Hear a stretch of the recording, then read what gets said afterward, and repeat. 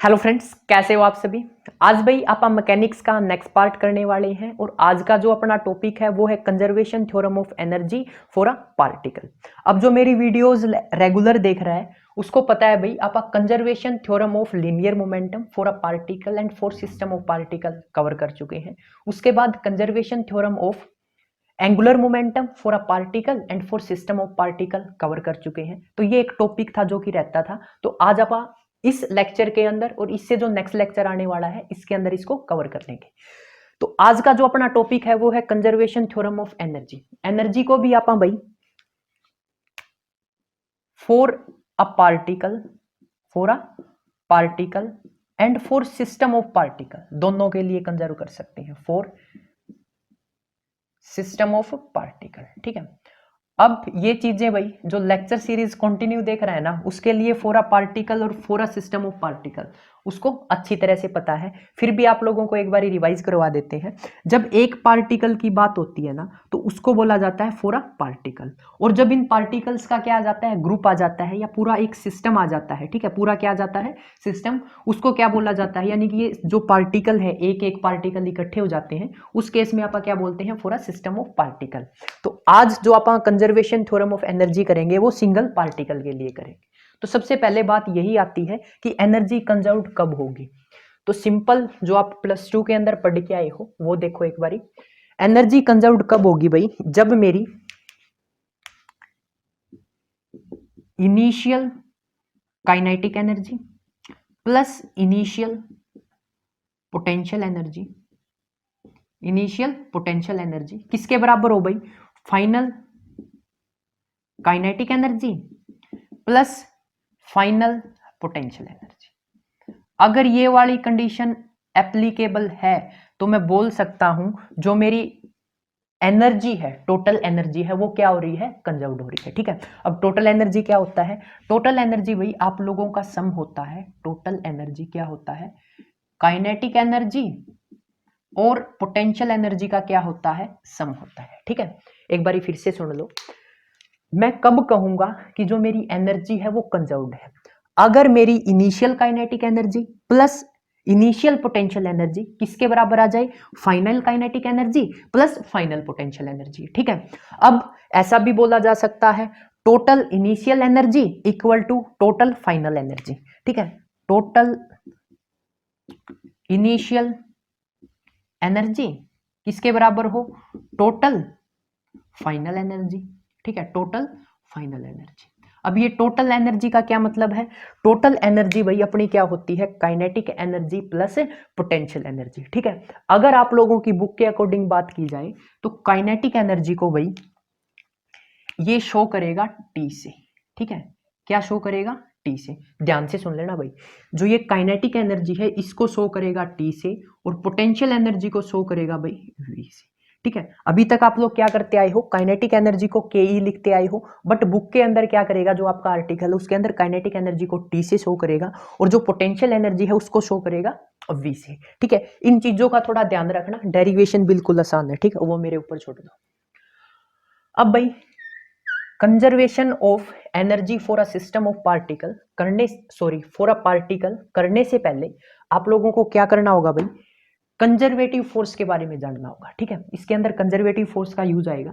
तो conservative forces क्या होती हैं, ये ऐसी फोर्सेस होती हैं, these are those forces whose work done is path independent, यानी कि कंजर्वेटिव फोर्स का जो वर्क डन है पाथ के ऊपर डिपेंड नहीं करता। दूसरी बात, किसके ऊपर डिपेंड करता है, depends on initial and final position. ठीक है।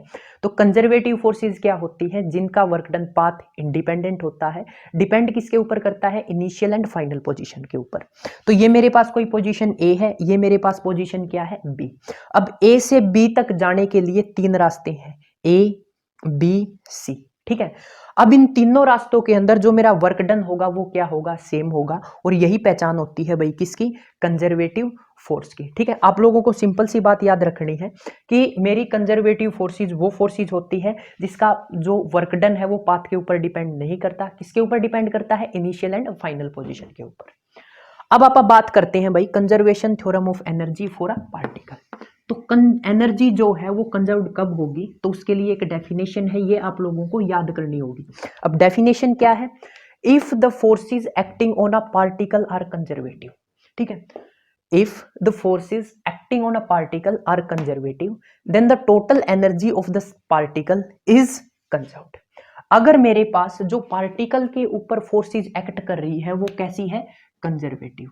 अगर फोर्सेस कंजर्वेटिव है तो मैं बोल सकता हूं भाई जो मेरे पार्टिकल की टोटल एनर्जी है वो क्या होगी, कंजर्व्ड होगी, या इसको बोला जा सकता है कांस्टेंट होगी, ठीक है, या कांस्टेंट होगी। तो एक बारी फिर से सुन लो, अगर मेरे पास आपा टॉपिक कौन सा कर रहे हैं, conservation theorem of energy for a particle. अगर मेरे पास जो पार्टिकल के ऊपर फोर्सेस एक्ट कर रही है वो कैसी हो, कंजर्वेटिव हो, तो मैं बोल सकता हूं भाई जो मेरे पार्टिकल की टोटल एनर्जी होगी वो क्या होगी, कंजर्व्ड होगी या कांस्टेंट होगी, ठीक है, ये दोनों एक ही बात होती है। अब टोटल एनर्जी क्या है वो मैं आप लोगों को बता चुका हूं कि ये सम होती है भाई किसका, काइनेटिक एनर्जी, किसका, kinetic energy plus potential energy, plus potential energy का। अब बात आती है इसके डेरिवेशन के ऊपर, ठीक है, तो इसको थोड़ा सा ध्यान से समझ लेना।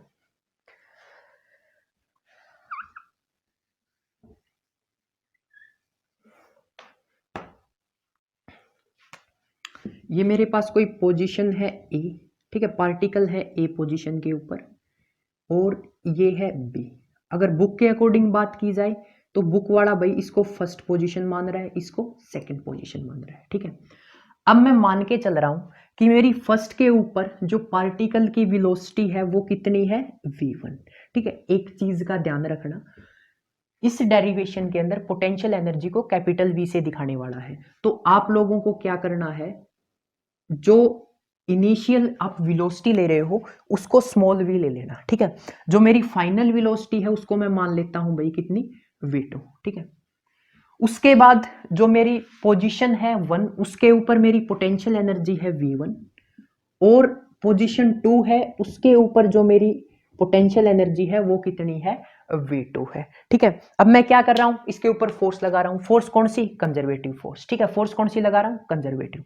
तो आपा क्या करते हैं, सबसे पहले इसका स्मॉल वर्क डन निकालते हैं, जो फोर्स लगाई उस फोर्स ने कितना काम किया, ठीक है। अब क्या कर रहा हूं मैं, इस पार्टिकल को यहां से एक फोर्स की मदद से क्या कर रहा हूं, इस पोजीशन तक लेके जा रहा हूं, ठीक है। ये मेरा कोई पार्टिकल है, यहां पर है, इसके ऊपर एक मैं क्या लगा रहा हूं, फोर्स लगा रहा हूं, और ये फोर्स लगाते वक्त मैं इसको कहां लेके जा रहा हूं, 2 पोजीशन तक लेते जा रहा हूं। तो सबसे पहले आप क्या करेंगे, इस फोर्स के कारण जो स्मॉल वर्क डन है वो निकालेंगे, ठीक है। क्या करेंगे, इस फोर्स के कारण जो अपने पास स्मॉल वर्क डन आएगा वो निकालेंगे। तो मैंने क्या किया, एक ये लेंथ ले ली कितनी, ds, ठीक है, ये क्या ले ली, लेंथ ले ली। मान के चलता हूं इसके ऊपर फोर्स कितनी लग रही है भाई, F लग रही है, और इस फोर्स के कारण वर्क डन करते हैं कितना, dw is equal to F D S, ठीक है, dw is equal to F D S, ठीक है। ये मेरे पास क्या आ गया, स्मॉल वर्क डन, कितना स्मॉल वर्क डन, इस छोटी सी स्ट्रिप का। अब मैं क्या करूंगा, स्मॉल वर्क डन निकाल लिया, पूरा वर्क डन निकालने के लिए क्या करूंगा, इंटीग्रेट कर दूंगा। इंटीग्रेट क्या काम करता है, ये जो जितनी छोटी छोटी फोर्स है ना, जो ये जितनी भी छोटी छोटी फोर्स होगी इन सबको क्या कर देता है, ऐड कर देता है, ठीक है। इंटीग्रेशन क्या करता है, इन सभी को क्या कर देता है, ऐड कर देता है। तो करो इंटीग्रेटिंग बोथ साइड, ठीक है, इंटीग्रेट करते हैं आप बोथ साइड। इंटीग्रेट करेंगे तो ये मेरे पास क्या हो जाएगा, dw is equal to F D S, ठीक है, dw is equal to F D S. अब इंटीग्रेट कहां से कहां कर रहे हैं, फर्स्ट पोजीशन से सेकंड पोजीशन तक, या ऐसे बोल सकते हैं कि मैं इसको इंटीग्रेट कर रहा हूं स्मॉल v1 से स्मॉल v2 तक, ठीक है। बुक के अकॉर्डिंग बात की जाए तो वो यहां पर लिखेगा 1, यहां पर लिखेगा 2। अब 1 और 2 क्यों लिख रहा है वो भी सुन लो। 1 इंडिकेट करता है इनिशियल पोजीशन को, 2 इंडिकेट कर रहा है फाइनल पोजीशन को, ठीक है। इंटीग्रेट करते हैं वो कहां से कहां करते हैं, इनिशियल पोजीशन से फाइनल पोजीशन तक। तो इनिशियल पोजीशन फर्स्ट है, फाइनल पोजीशन क्या है, सेकंड है। या इसको ऐसे भी लिखा जा सकता है, इनिशियल वेलोसिटी कितनी है, v1 है, स्मॉल v1, और फाइनल वेलोसिटी कितनी है भाई, v2, ठीक है। अब देखो आप लोगों को पता होगा डिफरेंशिएशन से इंटीग्रेशन कैंसिल हो जाता है, तो मेरे पास वर्क डन का फॉर्मूला क्या आ गया भाई, F D S. Work done का फॉर्मूला क्या आ गया, एफ डी एस V1 से V2। ठीक है, V1 से V2। अब आप लोगों को पता होगा according to first law force की वैल्यू क्या होती है भाई, sorry according to Newton second law force is equal to M A. Force की वैल्यू क्या होती है, एम ए। तो रखो फोर्स की जगह पे, तो W is equal to integration, भाई ये लिमिट में बार बार चलो लिख ही देता हूं। फोर्स की वैल्यू क्या है, एम ए इंटू में डी एस। ठीक है, अब आप लोगों को पता है अगर मेरे पास एस डिस्प्लेसमेंट है, एस क्या है, डिस्प्लेसमेंट, तो अपन वेलोसिटी कैसे निकालते हैं, rate of change of displacement. इसको क्या बोला जाता है, वेलोसिटी बोला जाता है। Rate of change of displacement क्या बोला जाता है, वेलोसिटी। और rate of change of velocity, rate of change of velocity क्या होता है भाई मेरे पास, ये होता है एक्सेलरेशन। इसको क्या करते हैं, ए से डिनोट करते हैं। तो देखो ए की मेरे पास वैल्यू क्या आ गई भाई, डीवी बाई डी टी। तो यहाँ पर मेरे पास ए है, इसकी जगह मैं पुट कर देता हूँ DV by D T. V1 से V2 m, ए की जगह आप रखते हैं DV by D T, DV by D T. और यहाँ पर क्या है मेरे पास, डी एस। यहां तक किसी को कोई दिक्कत। अब देखो जो मेरे पास D S by D T है, D S by D T है, वो क्या हो जाएगा भाई, D S by D T को मैं क्या लिख सकता हूं, वी लिख सकता हूं। एक बारी फिर से देख लो, मैं एक बारी और कर देता हूं। जनरली सबसे पहले मैंने क्या किया, वर्क डन निकाला भाई, किसके कारण, स्मॉल लेंथ के कारण। स्मॉल लेंथ कितनी थी, ds। उसके बाद मैं क्या करता हूं, ये वर्क डन आता है स्मॉल के कारण, यहां पर लिख देते हैं स्मॉल लेंथ। किसके कारण, स्मॉल लेंथ के कारण। उसके बाद भाई अगर मैं स्मॉल स्मॉल स्मॉल लेंथ के जितने भी वर्क डन है इन सभी को ऐड कर देता हूं, तो मेरे पास क्या आ जाएगा, टोटल वर्क डन आ जाएगा। तो वर्क डन निकालने के लिए मैंने क्या किया, इंटीग्रेटिंग बोथ साइड। तो इंटीग्रेट कहां से किया, इनिशियल से फाइनल पोजीशन तक। ठीक है, इनिशियल से फाइनल पोजीशन तक। उसके बाद इंटीग्रेशन से ये जो डिफरेंशिएशन है कैंसिल आउट हो जाते हैं क्योंकि दोनों अपोजिट होते हैं। उसके बाद वर्क डन का क्या फॉर्मूला आ गया, एफ डी एस। अब न्यूटन के सेकंड लॉ के अकॉर्डिंग फोर्स की वैल्यू क्या होती है, F is equal to M A. तो अपा एफ की जगह एम ए रखते हैं। उसके बाद भाई ये आप लोगों को पता होगा अगर मेरे पास एस डिस्प्लेसमेंट है तो rate of change of displacement, rate of change of displacement अपने पास क्या होती है, वेलोसिटी। और rate of change of velocity is equal to acceleration. तो मैंने क्या किया, ए की जगह पे ये वाली वैल्यू रख दी। ठीक है, ए की जगह पे क्या किया, V1 से V2 m, ए की जगह पे क्या रख दिया, dv बाई डी टी। ठीक है, dv बाई डी टी। और ये मेरे पास ds क्या रह गया, एज इट इज रह गया। ठीक है, अब आप लोग यहां पर देखो ds बाई डी टी, तो ये मेरे पास क्या आ गया, ds बाई डी टी। इसको मैं क्या लिख सकता हूं भाई, इसको मैं लिख सकता हूं v, यानी कि ds by D T is equal to v। तो मेरे पास वर्क डन, वर्क डन की वैल्यू क्या आ गई, V1 से V2 ये m dv इंटू में v। तो एक चीज बताओ, जो मास है वो क्या है, कांस्टेंट। तो मैं इसको ऐसे लिख सकता हूं, मास को बाहर निकाल लिया, V1 से V2, यहां पर मेरे पास v dv। ठीक है, अब अपने को क्या करना है, इंटीग्रेशन करना है, किसका, v dv का। अब बात आती है कि ये कैसे पता चलेगा अपने को इसका इंटीग्रेशन करना है। तो उसके लिए एक चीज बताता हूं मैं आप लोगों को, सिंपल सी। देखो ये इंटीग्रेशन का साइन होता है, यहां पर लिखा जाता है वेरिएबल dx। अब बात आती है कि अपने को पता कैसे चलता है कि इसके अंदर वेरिएबल क्या है, कांस्टेंट क्या है। तो उसके लिए आप लोगों को क्या करना है, जो ये dx लिखा है ना, इसके d के पास चले जाना है। किसके पास चले जाना है, d के पास, d के पास चले जाना है और इससे पूछना है कि वेरिएबल क्या है। तो जो d के साथ में लिखा होता है ना, d के साथ में क्या लिखा है, x। तो यहाँ पर x क्या होगा भाई, x होगा यहाँ पर वेरिएबल, और x को छोड़ के जितनी भी टर्म होगी वो क्या होगी, कांस्टेंट। ठीक है, तो मैं यहां पर भाई देखो किसके पास गया, डी के पास। डी के पास जाने के बाद मैंने पूछा बता भाई वेरिएबल क्या है, कांस्टेंट क्या है, तो ये बोलता है जो मेरे पास v है वो क्या है, वेरिएबल, और v को छोड़ के जितनी भी टर्म है वो क्या है, कांस्टेंट। तो इसीलिए मैंने m को बाहर निकाल लिया। तो m क्या है, कांस्टेंट, v क्या है, वेरिएबल। और डिफरेंशिएशन किसका, सॉरी इंटीग्रेशन किसका होता है, वेरिएबल का। अब इसका इंटीग्रेशन किया कैसे जाता है वो भी देख लो। तो जनरली इंटीग्रेशन के अंदर आप लोग करते क्या है, जो x की पावर होती है, x की पावर कितनी है 1, पावर के अंदर एक ऐड कर देते हैं, पावर के अंदर एक ऐड किया, कितना आ गया 1 + 1 2, और उसी से क्या कर देते हैं, डिवाइड कर देते हैं। आई रिपीट, इंटीग्रेशन करते कैसे हैं, जब वेरिएबल का पता लगा लिया उसके बाद जो वेरिएबल की पावर है ना, यहां पर पावर क्या थी 1, 1 के अंदर एक ऐड कर देते हैं, तो 1 + 1 कितना हो गया 2, और जो ऐड करने के बाद आता है उसी से क्या कर देते हैं, डिवाइड कर देते हैं। ठीक है, उसके बाद आप लोगों को लिमिट पुट करनी और सिखा देते हैं। यहां पर मान के चलो लिमिट दे रखी x1 x2, ठीक है, यहां पर आ जाती है राइट साइड में x1 x2। उसके बाद क्या करते हैं, इसको सोल्व करने के लिए जो वेरिएबल है उसकी जगह पे वैल्यू पुट करते हैं, तो upper limit minus lower limit. तो अपर लिमिट जनरली क्या होती है, जो ऊपर वाली लिमिट होती है उसको बोला जाता है अपर लिमिट, जो नीचे वाली लिमिट होती है उसको बोला जाता है लोअर लिमिट। तो सोल्व कैसे करते हैं, अपर लिमिट, तो x की जगह अपर लिमिट रखेंगे, तो x2 का square by 2 minus lower limit, minus lower limit, तो लोअर लिमिट क्या है, x1 का स्क्वायर बाई 2, तो ये मेरे पास क्या आ गया, इंटीग्रेशन का सॉल्यूशन आ गया। तो यही अपने को यहां पर करना है। ब्रफ कर रहा हूं भाई।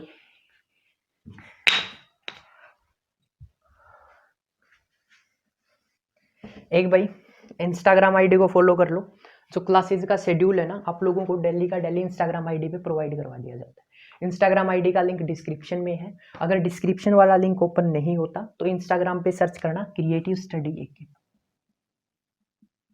क्रिएटिव स्टडी AK, और आईडी आ जाएगी, उसको जल्दी से जाके फॉलो कर दो, क्योंकि जो डेली का शेड्यूल होता है यानी कि कौन सी वीडियो कितने बजे आनी है वो मैं आप लोगों को इंस्टाग्राम के ऊपर सुबह बता देता हूँ।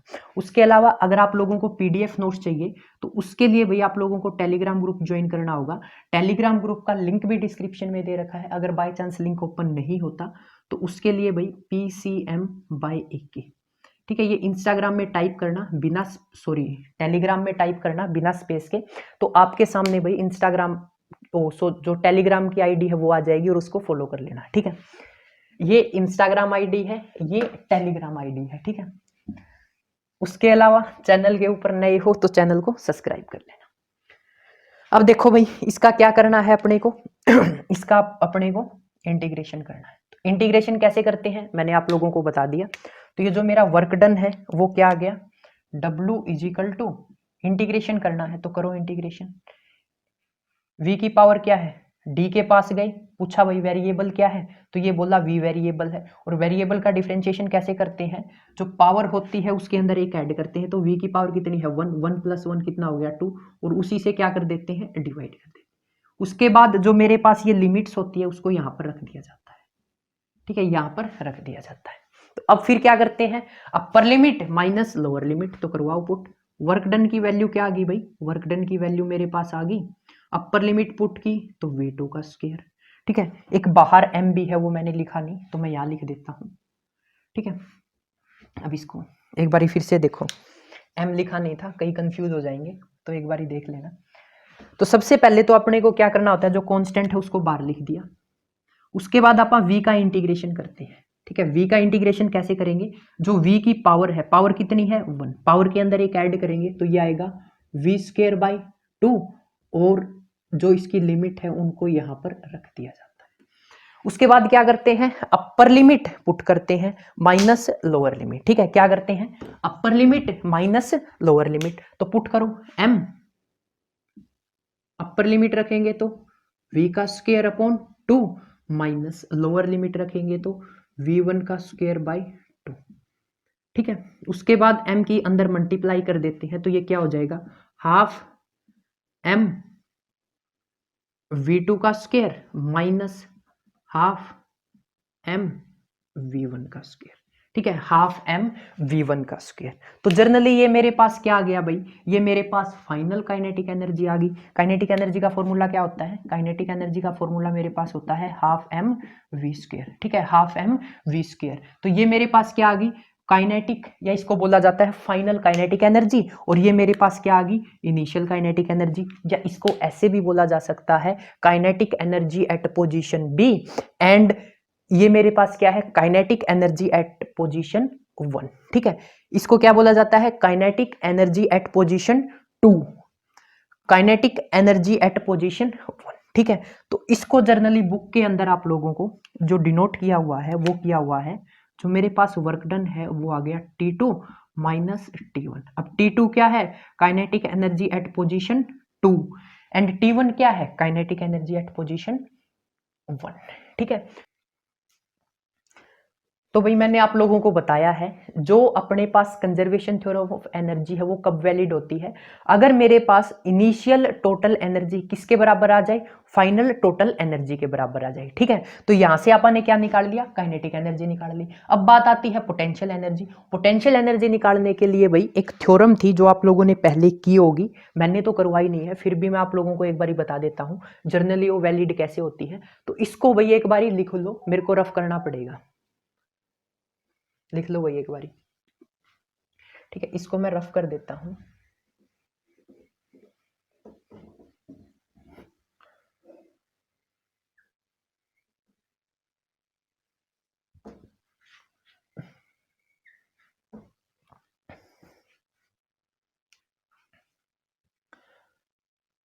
तो अब नेक्स्ट क्या करना है भाई, अगर अपने पास इफ फोर्स इज कंजर्वेटिव, तो ये अपन ने स्टार्टिंग में ही किया था, अगर मेरे पास फोर्स कैसी है, कंजर्वेटिव है, तो मैं क्या कहूंगा, जो मेरी पार्टिकल की टोटल एनर्जी है वो क्या होगी, कंजर्व्ड होगी।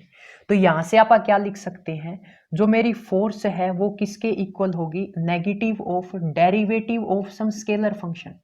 ये आप लोगों के पास वो भी आता है क्या, डेरिवेशन भी आता है। ठीक है, आप लोगों के पास क्या आता है, डेरिवेशन। तो जनरली भाई क्या करना होता है, एक बार फिर से सुन लो, अगर मेरे पास फोर्स क्या है, कंजर्वेटिव है, फोर्स क्या है, कंजर्वेटिव, तो मैं क्या बोल सकता हूं, मैं बोल सकता हूं जो मेरी फोर्स होगी वो किसके बराबर होगी, negative of derivative of some scalar function. और जो अपन ने यहां पर v यूज किया है, जो स्केलर फंक्शन है वो मेरे पास क्या है, पोटेंशियल एनर्जी, वो मेरे पास क्या है, पोटेंशियल एनर्जी। ठीक है, अगर आप लोगों को पता है, समझ में आ रहा है, अच्छी बात है, वरना आप इस टॉपिक को भी कवर कर लेंगे।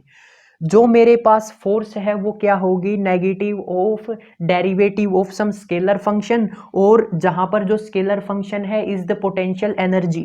ठीक है, scalar function is the potential energy, और आप स्टार्टिंग में मान के चले हैं जो फर्स्ट पोजीशन है उसकी पोटेंशियल एनर्जी v1 है, जो मेरी सेकंड पोजीशन है उसकी पोटेंशियल एनर्जी v2 है। तो अब क्या करो, इसको क्रॉस मल्टीप्लाई कर दो, क्रॉस मल्टीप्लाई किया, एफ डी एस किसके बराबर आएगा, माइनस का डीवी। और आप लोगों ने जो स्मॉल वर्क डन निकाला था उसकी वैल्यू क्या आई थी, D W is equal to F D S. ठीक है, स्टार्टिंग में जो आपा ने वर्क डन निकाला था, स्मॉल वर्क डन, उसकी वैल्यू क्या आई थी, work done is equal to F D S. तो एफ डी एस की वैल्यू मैं यहाँ पर पुट कर रहा हूँ, वो क्या होगी, डी डब्ल्यू, या इसकी जगह क्या लिख दिया मैंने, डी डब्ल्यू। ठीक है, डी डब्ल्यू ही लिख देते हैं, माइनस का डीवी। उसके बाद अपने को क्या करना है, ये तो क्या ही है, छोटी सी अपने पास क्या आ गई, पोटेंशियल एनर्जी। अब मेरे को पूरे पाथ के अलोंग पोटेंशियल एनर्जी निकालनी है, यानी कि मेरे को इतनी पोटेंशियल एनर्जी का पता है, अब ये वाली पोटेंशियल एनर्जी भी मेरे को निकालनी है। तो उसके लिए क्या करना होगा, जल्दी से बोलो, उसके लिए क्या करना होगा, इंटीग्रेटिंग बोथ साइड। ठीक है, integrating both side, integrating both side, क्या करना होगा, इंटीग्रेटिंग करना होगा। उसके लिए भाई करो इंटीग्रेट, यहां से मेरे पास क्या आ जाएगा, D W is equal to minus का डीवी।